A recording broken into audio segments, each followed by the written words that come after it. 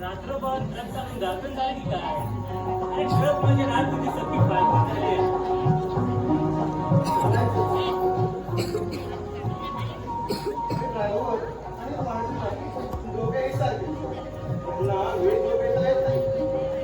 हा ना, तुझ्या प्रामाणिकपणाची परिणाम बघ. माणसाने ना नको त्या ठिकाणी प्रामाणिक राहू नये.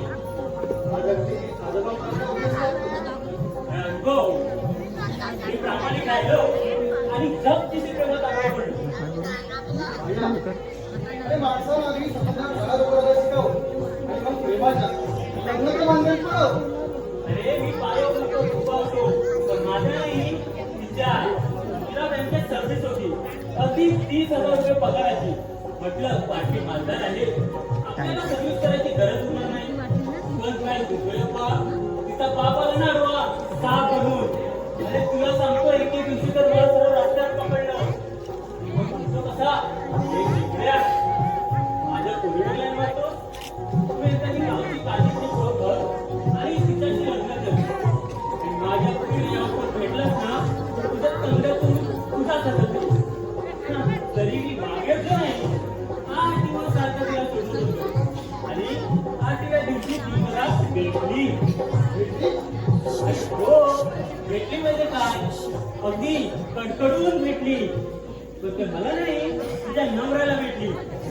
हा पण काय आज तू थोडा उदास दिसतोय. काय झालं होता?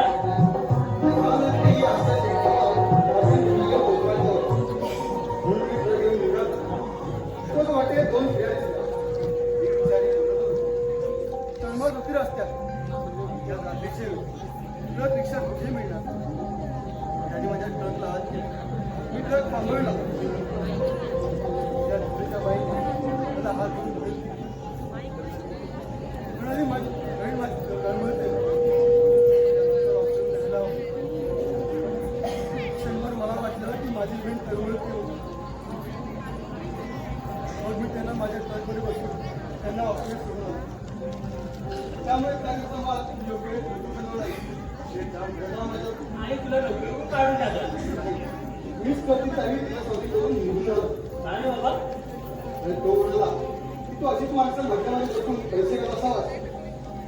10 वर्ष त्याच्याकडे इमान नोकरी केली आणि एका अलग साहेब आपल्या बहिणीच्या गाडीवर अशी मदत केली. हा माझा गुन्हा. श्याम, त्या शेटला ना एक दिवस दाखवून ठेव. बघतो त्याला आणतो रस्त्यातच. नाही बाय. त्या 10 वर्षाच्या अंगावर त्यामुळे आणि त्याला उपयोगी होईल. त्याला माझा प्रामाणिकपणा कळेल आणि तो म्हणून मला अंगावर घेईल. हे माणूस मिळाला प्रामाणिकपणाकडे वळत नसतो. पण हा माणूस माझ्या मनाची विचित्र झाली आहे. जर सुरेशच्या कॉलेजची फी भरायची. होय, कालच तुझे मला म्हणाला होता त्या दादाने तू थोडी प्रेम करू. मग काही म्हणता यंदा आपला सुदेश ना फर्स्ट क्लास पास झाला. आणि आपला सुदेश देशमुख आहे. अगोबाई, आला ना तुम्ही? तुम्ही मागील गाडी कपडे सुद्धा घालायचे. हा पण नाही का मारायचे? बरं, यादी तुमच्यासाठी गरमागरम चहा मिळेल. बहिणी, दोन कपा.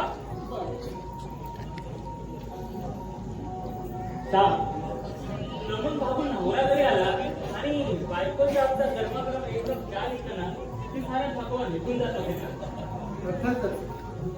पण खरं सांगू का बाया, मला मात्र माझ्या मनासाठी पत्नी मिळाली. अरे माझ्या संसारात एवढे कष्ट पडतात तरी ती नेहमी स्त्री असते. अगदी बरोबर बोलतात. आणि ते म्हणतात ना श्रीकृष्णाची वासरी आणि बायको वासरी दोन्ही मुद्दा करतात. पण तेव्हा मला वाटतं की त्या बाजूचे सूर कधी विकसित होणार नाही का? कशावरून बुवा? तू त्या गोंधळ मित्रांनी सांगत त्याच्या जीवनाचा सत्यानाश करणार आहे. तो तुझा सख्खा भाऊ. कुणी म्हणणार नाही तसं. तुम्ही या एकाच आधारे जन्माला आलात, पण दोघांच्या स्वभावात किती फरक. त्याच्या पुढील आयुष्यात काय होणार तुलाच ठाऊक. ये बाया, चहा घे.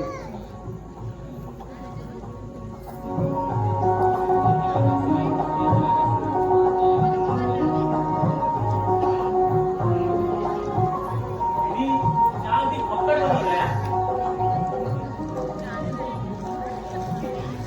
हो, अगदी जेवल्यासारखं वाटलं बघ.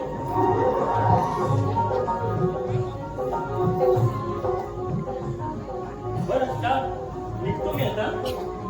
ठीक आहे.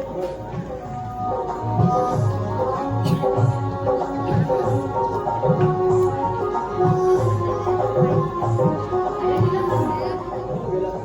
शिल्पा, ये बाई. सगळं आलो होतं सगळं वाटलं. त्यांचा घामाघाम चहा घेतला आणि सारं तुला निघून गेला बघ. तुझ्या हातामध्ये ना जादू आहे बघ. सगळं कॉलेजला आलं नाही. त्यांची आज कॉलेजची क्रिकेटची मॅच आहे.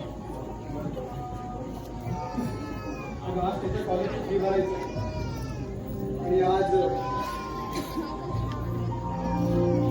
काय झालं? मुंबई सुट्ट्याचं. पण तुम्ही त्याबद्दल काहीच काळजी करू नका. मी माझं मंगळसूत्र आहे. विकून टाका. अगं लग्न पटावर एवढं दागिने घातला येईल तुला. नोकरी असते. काळ्या मण्यांची सेटिंग जरा खरोखर सोपं. दागिने असतात beauty पडण्यासाठी. आज सिद्धेश्वरीला गरज आहे. तिचे पैसे होते. तरी इंग्लिश मीडियम पाहतो. कुठे पाहणार? कोण देणार? आधीच कर्ज. त्याचाच व्याज भरता येत नाही. दादा, वहिनी, सेंचुरी.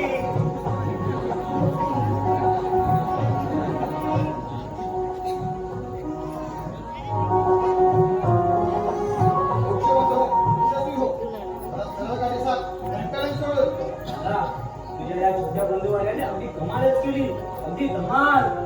अगो बहिणी, काय सांगू तुला तो चित्तथरारक प्रसंग. आमच्या कॉलेजचे खेळाडूंनी तब्बल 50 धावा बाद आणि आमच्या विरुद्ध टीमने तब्बल 250 धावा केल्या. मग मी क्रिकेटच्या रणांगणावर उतरलो आणि क्षणात चित्र पलटलं. दे धनाधन, चौकार, षटकार, विजयी पक्का, सेंचुरी डबल. म्हणजे आज तुमची दृष्ट्या तुझं आपलं काहीतरी आहे का?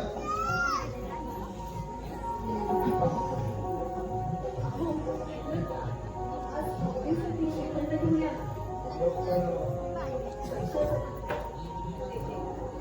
परवारीचे 100 रुपये दिले होते ना, त्यातले 50 अजून बाकी आहेत. बहिणी, मला वाटतं तू लहानपणापासूनच श्रीखंड खात असावीस म्हणून एवढी गोड झाली. चला काहीतरी.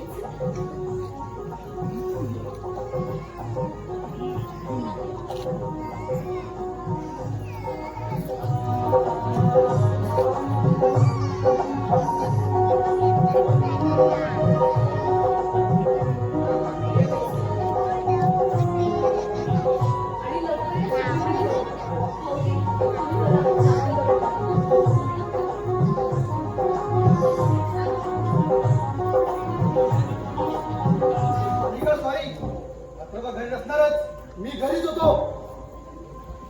अरुण, कोण जरी खोटं बोलत असेल ना, तरी कोणी मात्र खरं सांगतात. बहिणीला विचारलं बघ. अरे ती काय सांगणार? ती वयच म्हणणार. आणि म्हणून तुमचं फावतं. या अपराधाची पाठी घालते आहे आणि त्याचे परिणाम तुझ्याच बघायला लागला दिवस. आणि तो करी त्याची लसी का दिलीस तू? तो तेवढा काल वाईट नाही दादा. वर्षाकाठी 2-3 वेळा बरोबर झाला वाईट नाही. नवीन शोध दिसतोय. तो कसाही असला तरी माझ्याशी चांगला असतो. बरोबर. संगत नेहमी चांगल्या मस्ती करावी.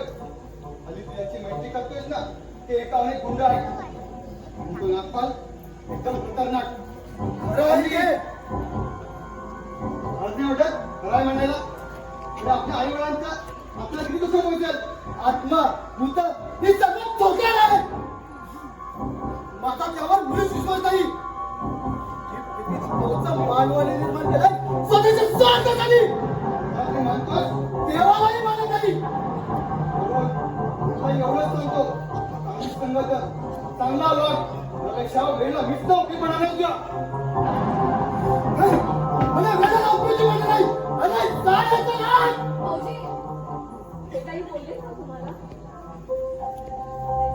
मला योगेश, तुमचा आधी ठरलं असेल माझ्याशी भांडण करायचं. किती गैरसमज करून घेतलाय तुम्ही भाऊजी. गैरसमज मुळीच नाही. नेहमी तुम्ही तिघेशी लाड करता आणि माझं तिघेशी का? कशासाठी? तुमचं तिरस्कार का म्हणून कशासाठी? तुम्ही असा हवा तुम्हीच नाही पण होतोय. असेल कदाचित, पण तो मनापासून नाही. तुम्ही वाईट मार्गाला जाऊ नये अशुद्ध हेतू आहे. भाऊजी, तुम्ही सख्खे भाऊ, मग असा भेदभाव आम्ही पहिल्यापासून दादा सुदेश कैवार घेतो. म्हणे अरुण दारू पितो, चुका देतो. तुमच्याबद्दल ते असं कुणालाही बोलणार नाही. माझ्या दादाला तुझ्या सौंदर्याची पुराण पाडून त्याला आमच्या ठेवला नाही. काय बोलताय हे भाऊजी? स्वतःच्या भावाला एवढं कमी लेखता? अहो, एका स्त्रीच्या पदराआड मुक्तपणे वावरणे इतके वाईटवेळ कोणीच नाहीत ते. या कोणाला नसताना देखील पायी वळतो. या तुझ्या सौंदर्याच्या अडून तुझ्या चिक्केबाजी खेळायला जायचं असेल ना, तर हा अरुण येऊ देणार नाही. हे पुढचं लक्षात घे. भाऊ, ही आपली मोठी वहिनी आहे. तिच्याशी बोलताना विचार कर. बोलताना विचार करून बोलत जा. यापुढे वहिनीला काही वाकडा बोलणार तर मी सहन करून घेणार नाही. मला बोलतो झाला मी.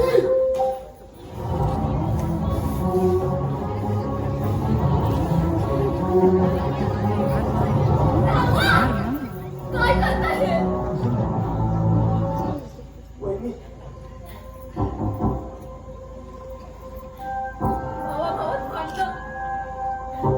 भांडण करून जर घराची एकजूट फोडली तर दुष्टांना भावेल. भाऊजी, तुम्हाला माझी शपथ आहे, तुम्ही आता भाऊ.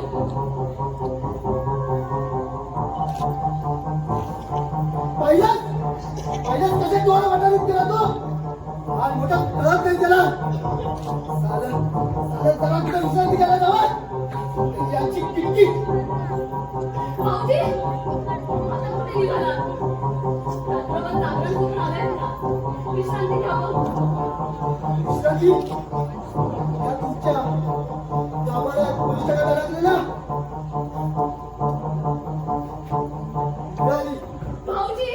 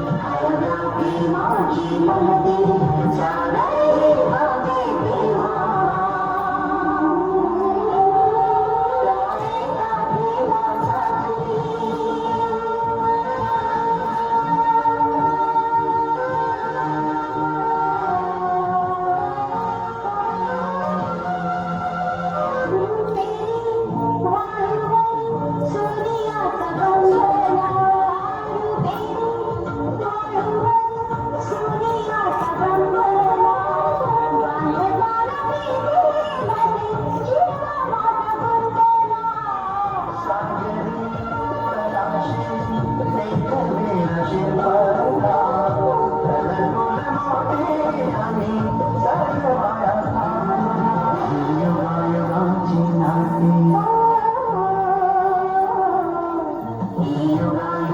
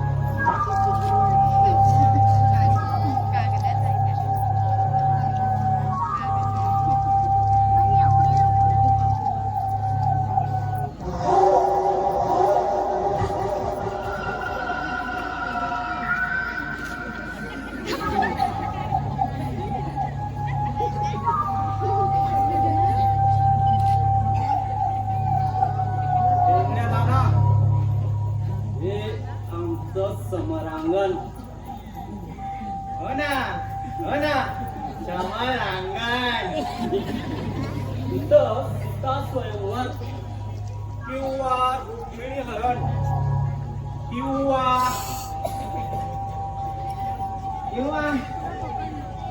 द्रौपदी वस्त्रण.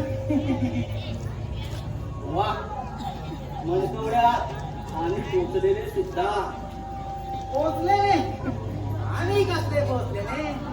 आता आले तोंडात बोलून टाकले. काय म्हटले? नाना, आपण कोण? माणूस. मूर्ख. मूर्ख तर मूर्ख. आपण मूर्ख नाही, मूर्ख आहोत मूर्ख. काय म्हटले? तुझ्या उशीचा गो म्हटले. वेड्या नाना, माझं नीट ऐकून घे. नपेक्षा तुझ्या तांगड्या मोडल्या जातील. काय म्हटले? नाना, आपल्याला ह्या घरात मस्तपैकी दारूचा नपेक्षा सुगाराचा अड्डा टाकायचा आहे. काय म्हटले? एका टाकूच्या अड्डा. एकतर अरुण आपल्या दारात अडकला आहे. आता मीही अडकणार. तुझ्या सारख्याला अडकवून ठेवलाच पाहिजे. कारण त्या घरात अगदी सापासारखा वावरायला हवा आणि वेळेचाच दौश मारायला हवा. एकतर ह्या घरची सुंदरी शिल्पा या नागपाळची प्रियतमा होईल किंवा हे घर माझ्या दारूच्या अड्ड्यासाठी. अगदी बरोबर वाटले.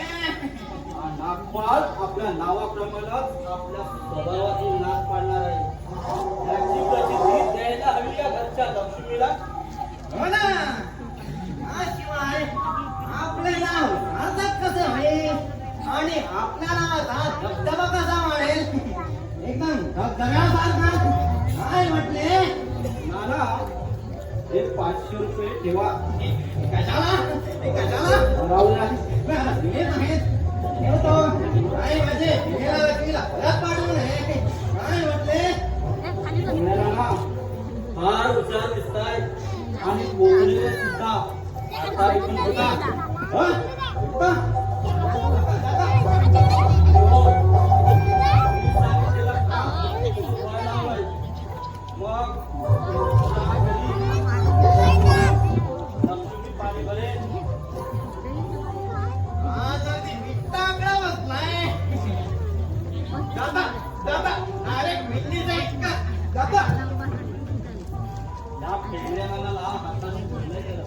आता या घरात काय काय घडतंय ते अगदी सहज पाहत राहायचं. टेंगड्याला पैशाचा लोभी, याच त्याच्या लोभीपणाचा फायदा उठवायचा आहे मला.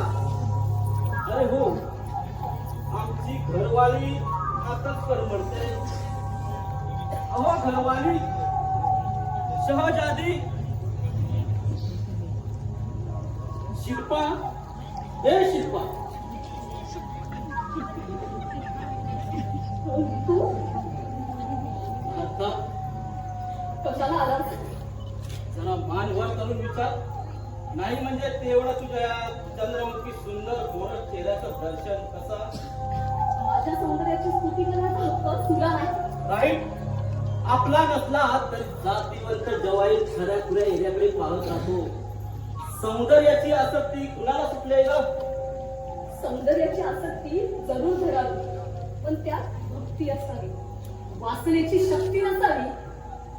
आणि हा, खऱ्या हिऱ्याची पारख करायला जातीवंत जवाहीरच हवा. म्हणजे मी जवाहीर नाही असं म्हणायचंय तुला? शक्यता नाकारता येत नाही. असेल ही कदाचित, पण आजवर या नागपळनं हिरे हिरकल्या पाहिल्यात आणि ही फुलाश धारण केल्यात आपल्या शरीरावर. शरीरावर, हृदयावर नाही. हृदयावर विराजमान होता त्या हिरकण्या आणि शरीरावर चकड्या. तरीही आमची शाळ चौकत झुलत नाही. कामाचं बोल. बोलतो ना. अगं तुझ्याशी बोलताना कानच राहत नाही बघ. तुझ्या या सुंदर मोहक चेहऱ्याकडे तासत तास पालक राहतो वाटतो. श्यामचा मेवा वाटतो मला. तेव्हा सौंदर्याचा मेवा कसा काय मिळाला? ज्याच्या नशिबी जो ठेवा तोच त्याने खावा, दुसऱ्याने फक्त पाहावं. वा वा, शब्दांची कसरत करण्यात हल्ली पटाई झालीच बघ. लग्नाआधी कशी गोगल गायसारखी होतीस, पण लग्न होताच सारे हातपाय बाहेर काढलेस. आणि नकही. गोगल गाईला नक्की नसतात ग. आणि असले तर या वाघला का प्रकृतीसाठी का जाऊ शकतात? कोकण काय वाटणारी स्त्री प्रसंगी वाघिणीचा रूप घेऊन वऱ्या संडासा बोलू शकते. आता नीट कामाचं बोल आणि निघून जाय तू. बोलतो ना, कामाचंच बोलतो. तुझ्या नवऱ्यानं एका वर्षापूर्वी 50,000 रुपये कर्ज घेतलं होतं माझ्याकडून. हे तुला ठाऊक असेल ना?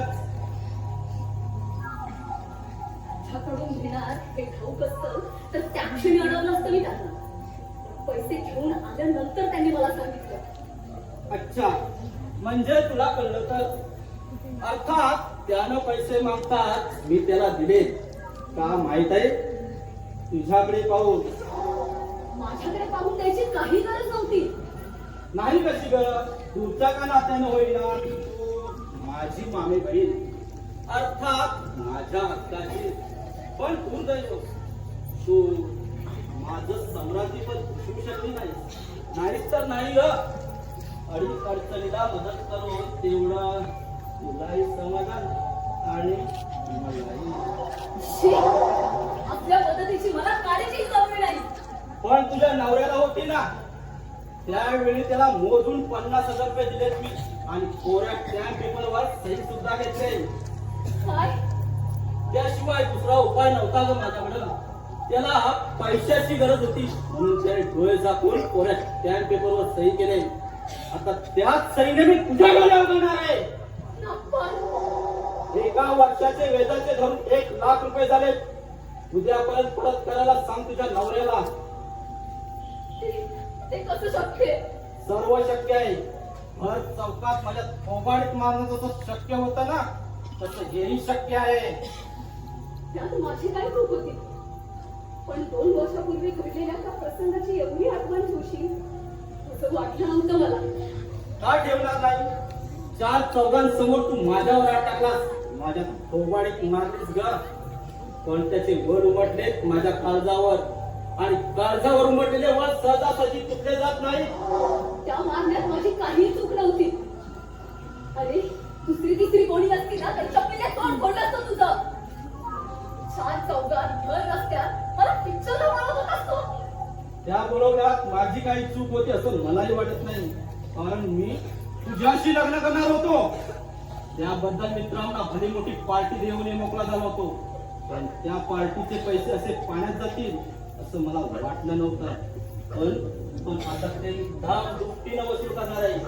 50,000चे 1 लाख रुपये. ते उद्याचा सूर्य मावळण्याआधी न पेक्षा परवाचा सूर्य तुम्ही या घरातून पाहू शकणार नाही. ते कसं शक्य आहे नागपाल? एकतर यांची नोकरी सुटलीये. मग तू कर नोकरी माझ्याकडे. नागपाल, मला त्याच्या नोकरीशी काही कर्तव्य नाही. मला कर्तव्य आहे ते फक्त माझ्या पैशाशी. येतो मी.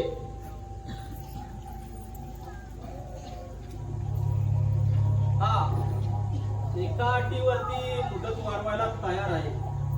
अगं सारं कर्ज माफ करेन, पण पण या क्षणाला माझ्या मिठीत बापर! 1,00,000 रुपये किंवा एकदा या मिठीत. जा, जा, जा, जा, जा इथून. एक क्षणभरही माझ्या डोळ्यासमोर थांबू नकोस. अच्छा, म्हणजे राणी सरकार रस्त्यावर पडायला तयार आहेत तर आल्यावरती सांग तुझ्या नवऱ्याला मी काय म्हणालोय ते. येतो मी. अरे नागपाल, तू केव्हा आलास? बा, अगं चहा ठेव. सॉरी श्याम, मी चहा पीत नाही.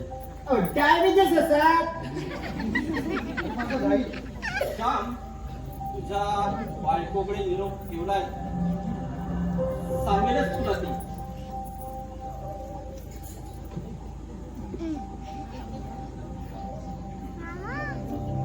काय हो, किती उशीर. अगं श्रीखंडाला गेलो तिथेही राग. श्रीखंड नोकरी सुटली म्हणून ती काय तसं नाही रे सगळं. आज सुरेश भाऊजींनी त्यांच्या कॉलेजच्या क्रिकेट मॅच मध्ये दुहेरी शतक मारलं. म्हणजे सेंचुरी मजा आहे तू या जेवून जा ना. या श्रीखंड केवढा केवढं माका लागतं 1 किलो बरं. श्यामबाबू तुमची नोकरी सुटली मला लय वाईट वाटतं. 10 वर्ष तुमच्या हाताखाली काम केली हो त्याच्यावरती जाऊन बसले तुमची वाट बघत होते एवढ्यात मागा समाजला तुम्हाला करून काय झाला तो घालायचा तू अरे शेती मला कामावर नाही काढली. मीच चावी देऊन आलो. तो सेट लय मागं आता नोकरी उभी जमणार तुमका भल्या माणसाची दुनिया नाही बाबानो बाबू मग दुसऱ्या ड्रायव्हरच्या तरी काम करून जमायचं ना हो तो मेला ड्रायव्हर तो खै पण गाडी उभी करून पावची झोपून कांगणावर करून बघतात उतऱ्यासारखी आता मी आपण जात आहे आणि माझा पण राजीनामा देत आहे येतो मी येतो मी येतो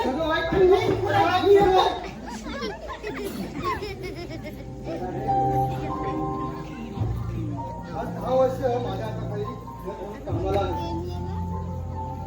विमानी 35 आला.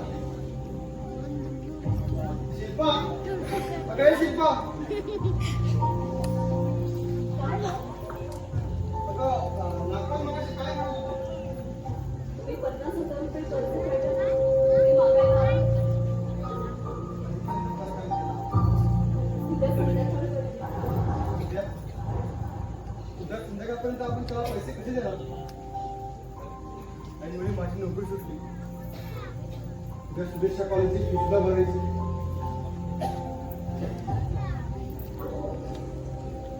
त्याची काळजी तुम्ही करू नका. तुम्हाला मागच्या वेळी म्हणाले होते ना, दागिने असतात ते उपयोगी पडण्यासाठी.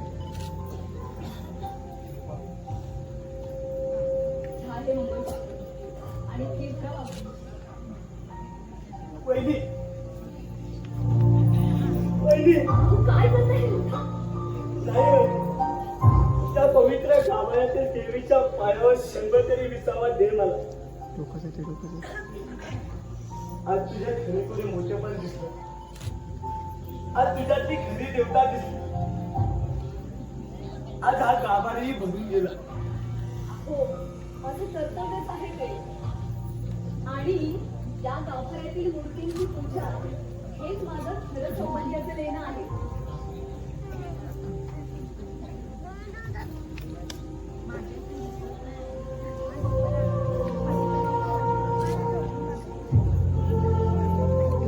आता लवकर जा आणि मी थोडं लवकर या.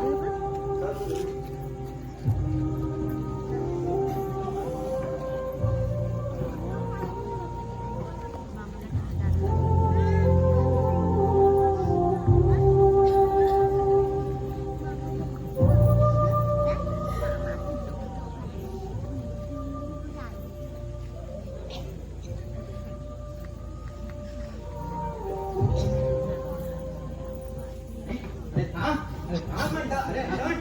अरे थांब. आता पण जायचे नाही. तुला शिलाई होते माझ्या.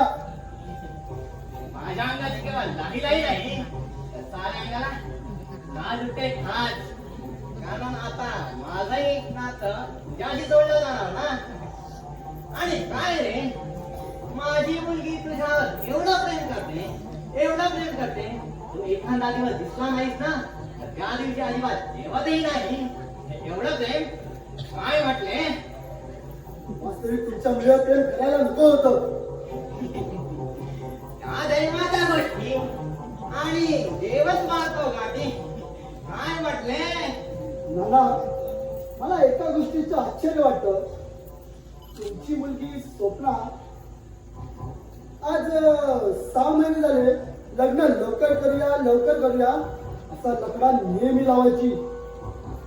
पण काल तिला मी 2 दिवसात लग्न करूया म्हटलं तर तिने तुमच्याशी लग्न करण्यास नकार दिला. होय, स्पष्ट म्हणाली एवढ्यात मी लग्न करू शकणार नाही म्हणून. त्याचे कारण विचारले. मी पुस्तक खोदून विचारलं, पण ती सांगेच ना. खरं सांगू, तिने तुझ्याशी लग्न करण्यास नकार दिला हे समजता तुम्ही तिला खडसावून विचारले, तेव्हा ती म्हणाली, बाबा मी अरुणशी आत्ता लग्न करायला तयार आहे, पण त्याची ती वहिनी मला दुसऱ्याने राहून देईल काय? ही तुझी वहिनी सारं घर स्वतःच समजते. काय म्हटले? आता आलं लक्षात. तिथेही बरोबरच आहे. ते दादा वहिनी आणि तो सुद्धा एका बाजूला आणि मी इथे एकटा. मी त्याचं काय गुन्हा मला नच करू. सगळा हिशेब आहे. हे वडिलोपार्जित घर त्याला एकट्याला सरपटवायचे आहे.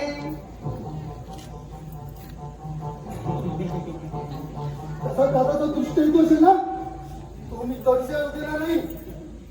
अरे असे जनता पण जायचे नाही. काट्यानेच काटा काढा. तू असं काय सांबा बोलकडे या घराचे हिस्से मार. हात करायला सांग. तुझ्या भागात आरामशीर राहा. मग कशी होईल त्याची कटकट तुला? सरळ साधा भीक मांडायचा मार्ग. बस माझी मुलगी कशी सारखी उडत येऊन तुझा संसार कसा राजा राणी सारखा करते ती. काय म्हटले? तूही खुश, तीही खुश आणि मीही खुश. ठीक आहे, लवकर त्याला स्वच्छ लावतो. मोक्ष आठवले, पण या हे कळतं नाही. परवा नागपत या घरावर गप्पी आणणार म्हणतो. काय?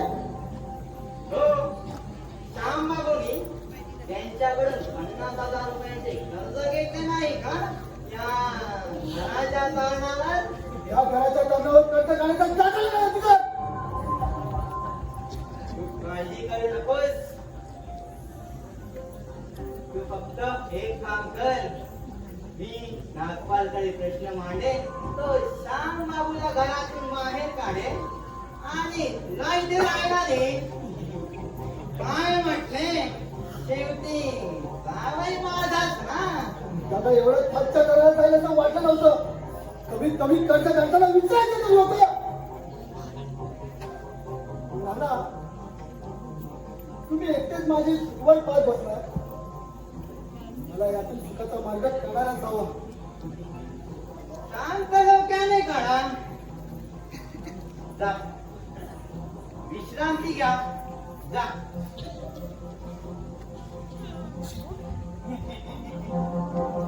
माझ्या मुलीला याच्या मागे लावले. याला माझ्या मुलीच्या मागे लावला आणि तिने आपले प्रेमाचे जाळे चांगले तरुणवर पसरवले.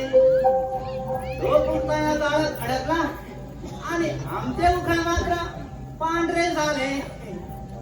आईला एवढी वर्षे कडकीत पाहिली.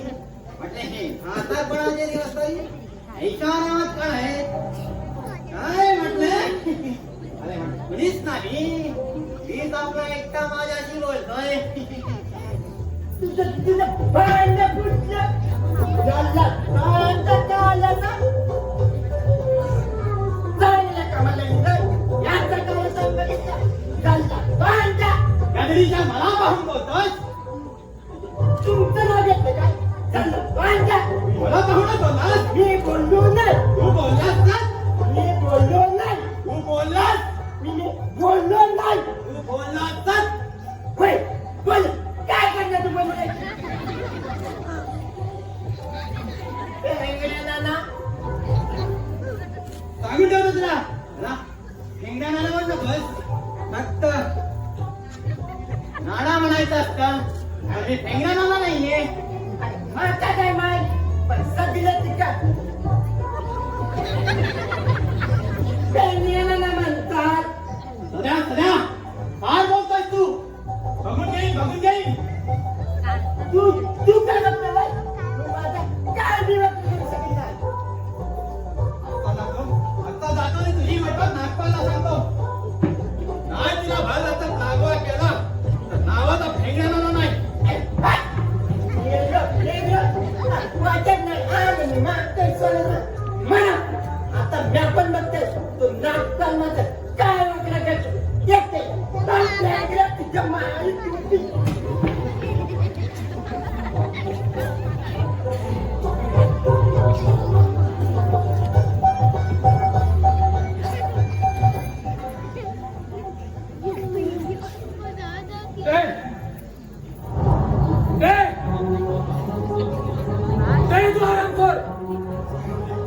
कोण आहेस तू? शंभू, मला त्याचा खून करायचा आहे. त्याचं काळी सोडून त्याच्या रक्ताला कुणाचा? नागपालच्या हडव्याला अक्का उभा काढून त्याचा पोतडा सुद्धा घालणार. त्यासाठीच मी तुरुंग पडून तयारी झालोय. मला समजलं नागपाल इथं आलाय. हो, थोड्या वेळापूर्वी मी येऊन गेला तू. नागपाल, नागाच्या औलादीच्या नागपाल, सावध राहा. हा खतरनाक शंभू तुझ्या रक्ताच्या घोटासाठी इथं आणलाय आणि ते तुझं रक्त प्यायल्याशिवाय तहान भागणार नाही या शंभूचे.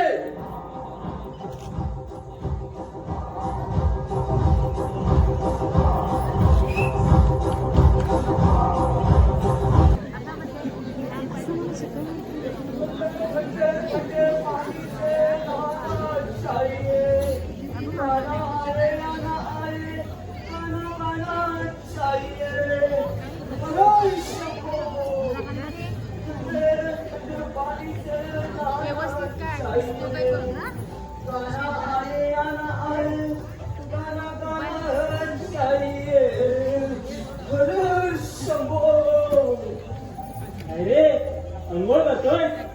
हो,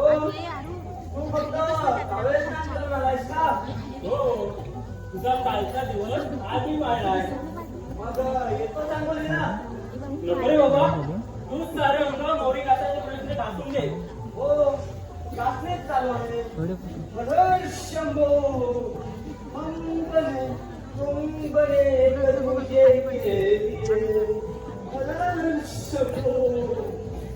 वा, काय संगीतमय अंघोळ चालले हा. अहो, कुणाशी बोलताय? अगं आपला सिंगर आहे ना, तो सिंगर बनलाय बघ. ते सिंगर आणि तुम्ही कोण? डान्सर. हा? वा वहिनी, शेवटी देवाची चालू घेतली तो. आया वहिनीने चांगलं चांगलं वाटतं. तू आधी बाहेर आहे, मग पाहू काय ते. काय हो, आज सकाळी चला. अगं वहिनी, त्याच्या बाबांनी ना त्याच्या डोंगरावर दात मारून हाकललं त्याला. का हो व्हायचंय? वहिनी, आता साहेबाला कोणी लाच मारेल का? मी सकाळी इथे येण्याचं कारण सांगू का? सांगा ना. मी ना एका ठिकाणी नोकरीसाठी जाणार आहे. तेव्हा या सुदेश ना बरोबर घेऊन जाणार आहे. त्यांना का? हो, मला सिक्रेट आहे या दो तसं काही सिगरेट नाही बहिणी. आमच्या कॉलेजमध्ये माया नावाची पोरगी आहे. वहिनी पोरगी पोरगा नाही बरं का अरे भाया, माझी 50 घेतोस का? मग तुझ्यासोबत येतच नाही जा. नॉट तुम्ही सॉरी या अगदी सबसिडल सॉरी. मग मध्ये तुला झटपारे करू नकोस.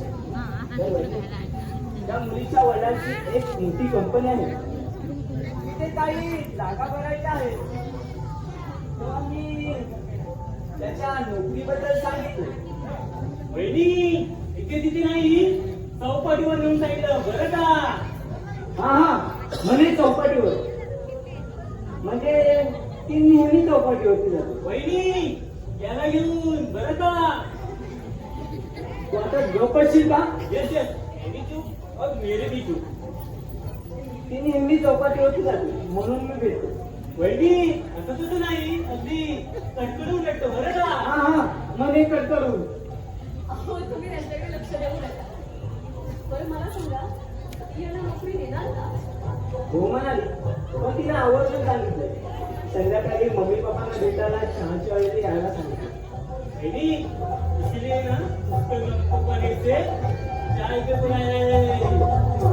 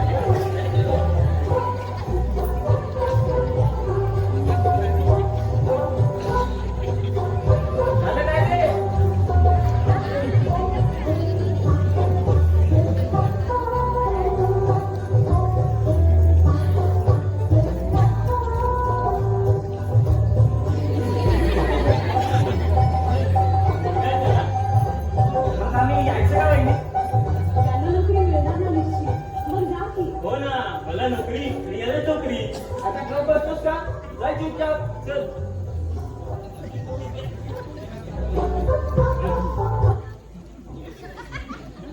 थांबा बघ म्हणजे.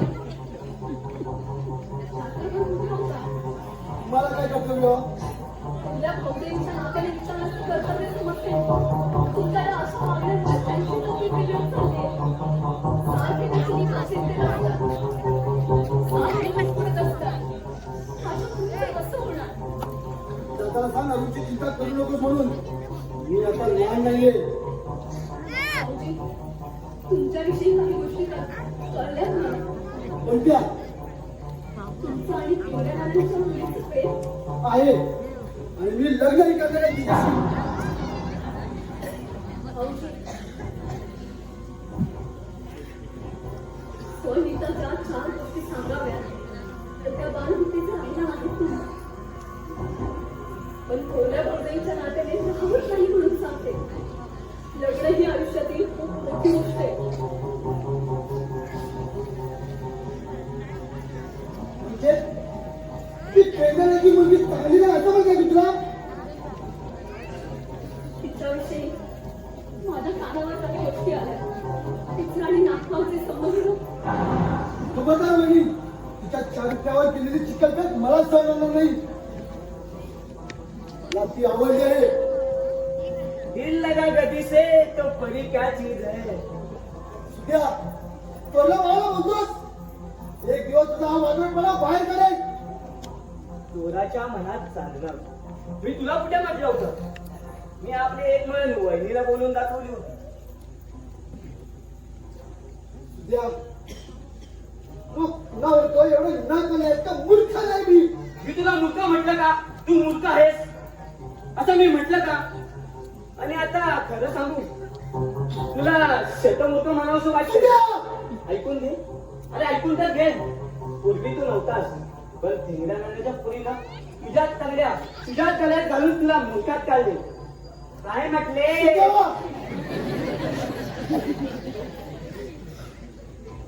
काय चालवलं हे? भाऊजी काय हे? तुम्ही परत का आला?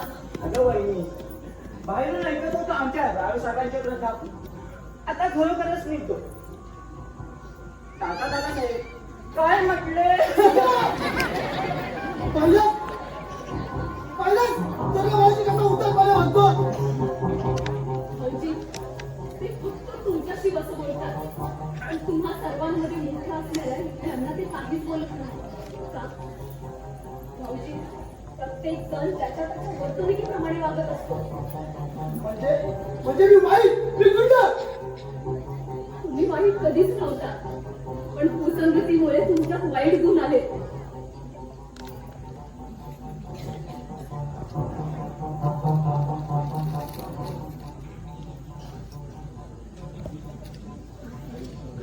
भाऊजी,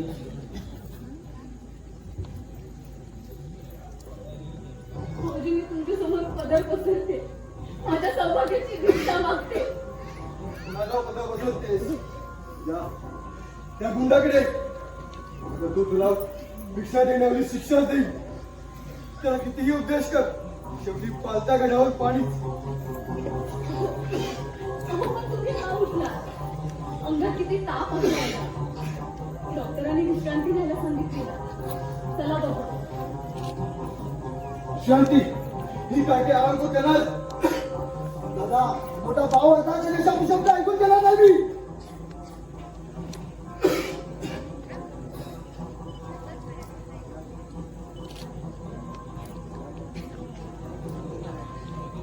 या परिस्थिती करायला आवडतं पण भावाच्या मायेपणी नाही केलं ते चुकलं. अरे बाहेर होता तुझ्या काय काय होतं वाटतं तू आता धोका धरी म्हणून तुझं कमावून करून घ्या. काय बोलतात हे? पाऊस तुला बोलू दे मला. मला बोलू नाही याच्यात गैरफायदा उचललाय आणि तो लपवला झाला. दादा मोठा भाऊ असलास तरी अशी अपशब्द पुन्हा ऐकून गेला नाही मी. काय करणारस तू? मारणारच मला? मी पण मारणार. तुम्ही तिथे एका बाजूला आणि मी इथे एकटा.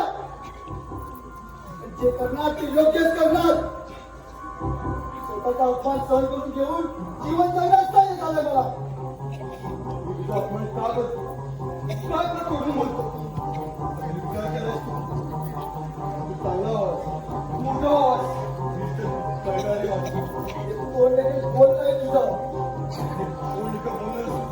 कागद कुपनच्या काट्यांचं वेळ आहे. मग सांग ते 50,000 रुपये नागपाल करून घेतलेस ते खरं आहे ना? मला न विचारता तरी माझ्या नावावर काढले सुरेशसाठी आणि ते मीच फेडणार आहे. पण तारण नाही झालं ना तुला. कोण सांगतो? नागपालने तुझ्या सहित स्टॅम्प पेपर टाकलाय मला. हे घर त्याच्याने घाण ठेवलंय. काय?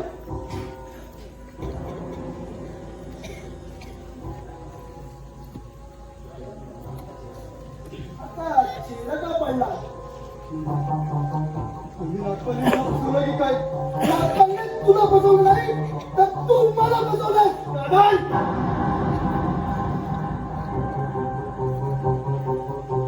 काय केलं ते? तुझा अधिकार दाखवला त्याने. हो दाखवला अधिकार. मला माझाही अधिकार दाखवा लागेल. त्या सकाळी या घराचे 7 अधिकार आणि माझा हिस्सा मागायचा. काय मागितलं ते? त्यापेक्षा माझे शरीराचे तुकडे का नाही मागितले? शिल्पा, आमच्या परवाचं शेवटचं दिवस सुरू झालं. तेही अग्निदेवाचं काट्या कुट्याचं. आज आपला हा गावाला दुबळ्यासारखा वाटतं. दुबळला हा गावाला, दुबळला हा गावाला, दुबळला हा गावाला.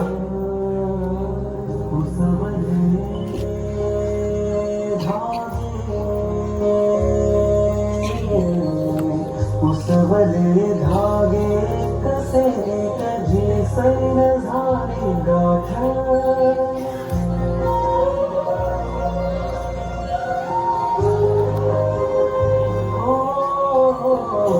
उसवले धागे कसे कधी सैन झाली गाठा.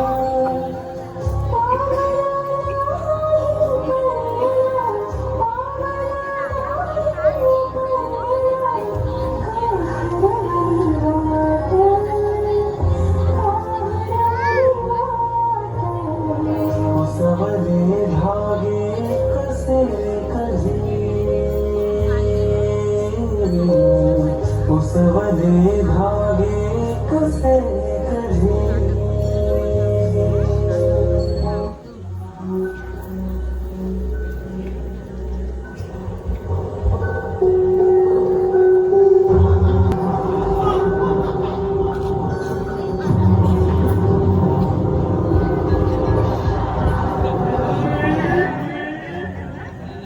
ज्यावेळी नात्याचे धागे उसवले जातात त्याच वेळी खऱ्या अर्थाने सुरू होते त्या गावाचे शुभमिनाचे पहिले पर्व. दुभाग्य हा गावाला काही नाही. दुभाग्य हा गावाला.